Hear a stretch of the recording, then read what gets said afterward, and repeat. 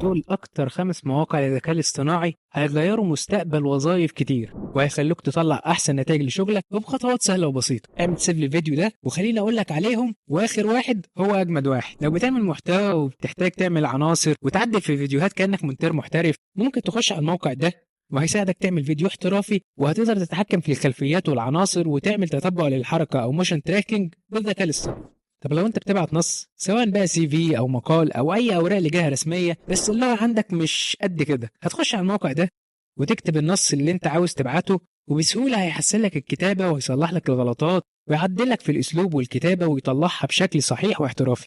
واه، على فكره في منه اب للموبايل كمان. طب لو انت عاوز تلون اي صوره قديمه وعاوز تشوفها بالوانها الاصليه، كل اللي عليك انك تخش تجرب الموقع ده واعمل حساب مجانا وجرب وادعي لي.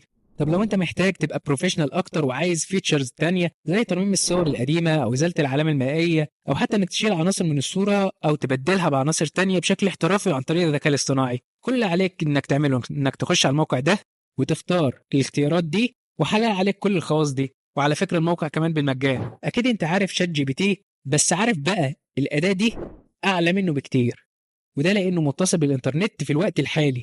هتقولي طب وايه الميزه؟ خلي بالك يا صديقي ان اخر تحديث للمعلومات اللي موجوده على شات جي بي تي من 2021. الموقع كمان متوصل باكتر من نموذج ذكاء اصطناعي زي شات جي بي تي 4 وجيميناي وغيرها.